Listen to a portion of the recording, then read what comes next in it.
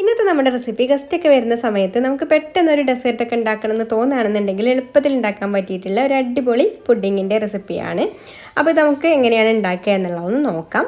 അപ്പോൾ ആദ്യം തന്നെ ഞാൻ ഇതുപോലെ ഒരു പാൻ അടുപ്പത്ത് വെച്ചിട്ടുണ്ട്. ഇതൊന്ന് ചൂടാകുന്ന സമയത്ത് നമുക്കിതിലേക്ക് ഒരു അരക്കപ്പ് പഞ്ചസാര ചേർത്ത് കൊടുത്തിട്ട് ഒന്ന് കാരമലൈസ് ചെയ്തെടുക്കണം. അപ്പോൾ ഈ ഒരു അരക്കപ്പ് പഞ്ചസാരയൊക്കെ കാരമലായി കിട്ടാൻ കുറച്ച് സമയം എടുക്കും കേട്ടോ, പഞ്ചസാര മെൽറ്റായി കിട്ടാൻ വേണ്ടിയിട്ട്. അപ്പോൾ നമ്മൾ ഒരു മീഡിയം ഫ്ലെയിമിൽ വെച്ചിട്ട് വേണം ഇത് കാരമലൈസ് ചെയ്തെടുക്കാൻ വേണ്ടിയിട്ട്, അല്ലെങ്കിൽ പെട്ടെന്ന് തന്നെ പഞ്ചസാര കരിഞ്ഞ് കയ്പ്പ് വരും. അപ്പോൾ ഇതുപോലെ ചെറുതായിട്ട് മെൽറ്റായിട്ട് വരുന്ന സമയത്ത് നമുക്ക് ഈ ഒരു പാൻ എടുത്തിട്ട് ഇങ്ങനെ ഒന്ന് ചുറ്റിച്ച് കൊടുത്താൽ മതി. അപ്പോൾ എല്ലാ പഞ്ചസാരയും പെട്ടെന്ന് മെൽറ്റായിക്കോളും. അല്ലാതെ നമ്മളിത് എന്തെങ്കിലും ഇട്ടിട്ട് ഇളക്കി കൊടുക്കാനൊന്നും നിൽക്കേണ്ട ആവശ്യമില്ല. ഇതുപോലെ ചുറ്റിച്ച് കൊടുക്കുകയാണെന്നുണ്ടെങ്കിൽ അത് പെട്ടെന്ന് മെൽറ്റായിട്ട് നമുക്ക് ഒരു ബ്രൗൺ കളറായിട്ട് കിട്ടും കേട്ടോ. ഈ ഒരു കളറായിട്ട് വന്നാൽ മതി, ഒരുപാട് ബ്രൗൺ ആവാൻ നിൽക്കേണ്ട, അപ്പോഴും കയ്പ്പ് രസം വരും. ഇതാണ് കേട്ടോ അതിൻ്റെ ഒരു കറക്റ്റ് കളറ്. ഇനി നമുക്കിതിലേക്ക് ഒരു ടേബിൾ സ്പൂണ് ബട്ടർ ചേർത്ത് കൊടുക്കാം. അപ്പോൾ ബട്ടർ ചേർത്ത് കൊടുക്കുന്ന സമയത്ത് ഞാൻ ഈ ഫ്ലെയിമിൽ നിന്നൊന്ന് പൊക്കി പിടിച്ചിട്ടുണ്ട് കേട്ടോ. ഈ ബട്ടർ ഒന്ന് ഇതിൽ മെൽറ്റായിട്ട് വരട്ടെ. അപ്പോൾ ഇതുപോലെ ബട്ടർ ഒന്ന് മെൽറ്റായി വന്നാൽ നമുക്കിനി ഇതിലേക്ക് ഫ്രഷ് ക്രീം ചേർത്ത് കൊടുക്കാം. ഞാനിവിടെ ഒരു 1/4 കപ്പ് ഫ്രഷ് ക്രീമാണ് കേട്ടോ എടുത്തിട്ടുള്ളത്. അപ്പോൾ അതും കൂടെ ചേർത്ത് കൊടുത്തിട്ട് നന്നായിട്ടൊന്ന് മിക്സ് ചെയ്ത് കൊടുക്കാം. അപ്പോൾ ഫ്രഷ് ക്രീം ചേർത്ത് കൊടുക്കുന്ന സമയത്ത് പഞ്ചസാര ഒന്ന് ഇങ്ങനെ ക്രിസ്റ്റലായിട്ട് വരും കേട്ടോ. പിന്നെ നമ്മളൊന്ന് ജസ്റ്റ് ഒന്ന് ചൂടാക്കിയാൽ തന്നെ അത് മെൽറ്റായിക്കോളും. അപ്പോൾ ഇതെല്ലാം ഇവിടെ മിക്സായി വന്നിട്ടുണ്ട്. ഞാൻ ഫ്ലെയിം ഓഫ് ആക്കിയിട്ടുണ്ട് കേട്ടോ. ഇനി നമുക്കിതിലേക്ക് ഒരു നുള്ള് ഉപ്പും കൂടി ചേർത്ത് കൊടുക്കാം. ഒരു നുള്ളിൻ്റെയും പകുതി മതി കേട്ടോ, ഒരു തരി ഉപ്പ് ഒരു പേരിന് ഇങ്ങനെ ചേർത്ത് കൊടുത്താൽ മതി. അപ്പോൾ അതും കൂടി ചേർത്ത് കൊടുത്തിട്ട് നന്നായിട്ട് മിക്സ് ചെയ്ത് കൊടുത്ത് നമുക്കിതൊന്ന് ചൂടാറാൻ വേണ്ടിയിട്ട് മാറ്റി വെക്കാം. പിന്നെ ഇത് ചൂടാറി കഴിഞ്ഞാൽ ഒന്നും കൂടെ ടൈറ്റായിട്ട് വരും കേട്ടോ.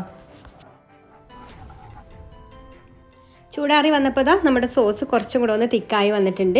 അപ്പോൾ ഈ ഒരു തിക്കായ സോസിൽ നിന്ന് നമുക്കൊരു 1 ടേബിൾ സ്പൂണോ 1-2 ടേബിൾ സ്പൂണോ ഒന്ന് മാറ്റി വെക്കാം. അത് നമുക്ക് ലാസ്റ്റ് ആവശ്യമുണ്ട്. ഇനി ബാക്കിയുള്ളതിലേക്ക് നമുക്ക് കുറച്ച് പാല് ചേർത്ത് കൊടുത്തിട്ട് ഒന്ന് ലൂസാക്കി എടുക്കണം. പാല് കുറേശ്ശെ ചേർത്ത് കൊടുത്തിട്ട് നമുക്ക് ഇതുപോലെ ലൂസാക്കി എടുക്കാം. അപ്പോൾ ഞാനിതാ ഇത്രയും ലൂസാണ് ഉണ്ടാക്കി എടുത്തിട്ടുണ്ട്. ഈ ഒരു ലൂസിലാണ് നമുക്ക് വേണ്ടത്. അപ്പോൾ ഇതവിടെ മാറ്റി വെക്കാം. ഇനി ഞാനിവിടെ കുറച്ച് ബ്രെഡിൻ്റെ സ്ലൈസ് എടുത്തിട്ടുണ്ട്. ഇതിൻ്റെ ഈ ഒരു ബ്രൗൺ കളറിലുള്ള ഭാഗമൊക്കെ നമുക്കൊന്ന് കട്ട് ചെയ്ത് മാറ്റാം.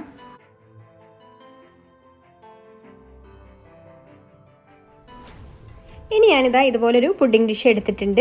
അപ്പോൾ നിങ്ങൾ എടുക്കുന്ന പുഡിംഗ് പാത്രത്തിൻ്റെ വലുപ്പത്തിനനുസരിച്ചിട്ട് ബ്രെഡിൻ്റെ സ്ലൈസിൻ്റെ എണ്ണത്തിലൊക്കെ കൂട്ടിയെടുക്കണം കേട്ടോ. ഞാനിപ്പോൾ ഇവിടെ ചെറിയ ഒരു രീതിയിലുള്ളൂ ഉണ്ടാക്കിയെടുക്കുന്നത്.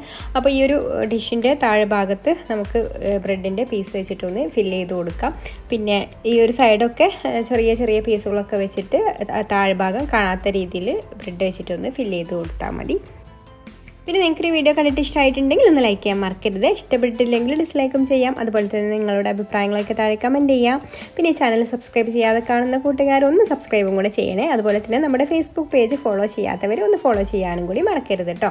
അപ്പോൾ ഞാൻ ബ്രെഡൊക്കെ ഫില്ല് ചെയ്ത് കൊടുത്തിട്ടുണ്ട്. ഇനി നമുക്ക് അതിൻ്റെ മുകളിലായിട്ട് നമ്മൾ റെഡിയാക്കി വെച്ചിട്ടുള്ള ഒരു ലൂസായിട്ടുള്ള സോസ് ഉണ്ടല്ലോ, അത് ഒഴിച്ചു കൊടുക്കാം. സോസ് അത്യാവശ്യം തന്നെ ലൂസായി കിട്ടണം കേട്ടോ, എന്നാലുള്ളൂ ബ്രെഡിൻ്റെ ഉള്ളിലേക്കൊക്കെ നന്നായിട്ട് ഇറങ്ങിച്ചില്ല. അപ്പോഴുള്ളൂ നമുക്ക് ആ ഒരു കറക്റ്റ് ടേസ്റ്റൊക്കെ കിട്ടുക കേട്ടോ. അപ്പോൾ നമ്മൾ ഇതിൻ്റെ മുകളിൽ നന്നായിട്ട് തന്നെ ഈ ഒരു സോസ് ഒഴിച്ചു കൊടുക്കാം.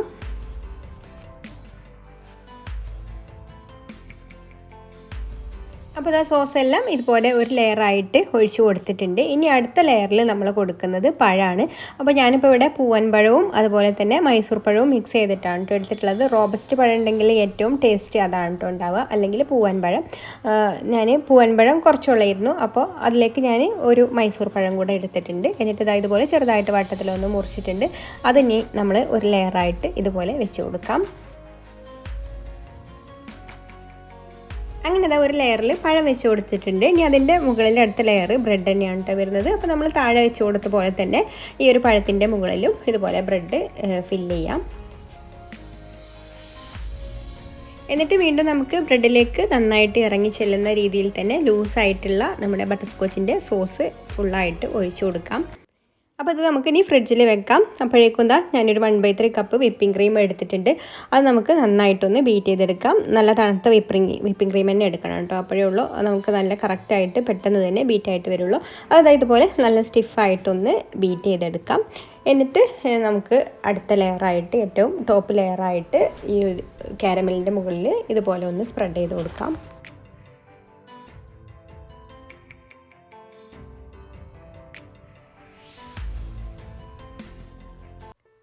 ഇനി ലാസ്റ്റിൽ നമ്മൾ നേരത്തെ മാറ്റി വെച്ചിട്ടുള്ള തിക്കായിട്ടുള്ള ബട്ടർ സ്കോച്ചിൻ്റെ ആ ഒരു സോസ് വെച്ചിട്ടൊന്ന് ഡെക്കറേറ്റ് ചെയ്തെടുക്കാം. അപ്പോൾ ഡെക്കറേഷനൊക്കെ നിങ്ങളുടെ ഇഷ്ടത്തിനനുസരിച്ചിട്ട് ചെയ്യാം കേട്ടോ. അപ്പോൾ ഞാൻ എന്താ ഇതുപോലെ ഒരു സോസ് വെച്ചിട്ട് ഇതുപോലെ ഒരു ലൈന് വരച്ച് കൊടുത്തതിന് ശേഷം ഒരു സ്ക്യൂറോ ടൂത്ത് പിക്ക് എന്തെങ്കിലും വെച്ചിട്ട് ഇതുപോലെ ഒന്ന് വരച്ച് കൊടുക്കുകയാണ് കേട്ടോ ചെയ്യുന്നത്. അപ്പോൾ ഇതുപോലെ ചെറുതായിട്ടുള്ള ഒരു ഡിസൈനായിട്ട് കിട്ടും.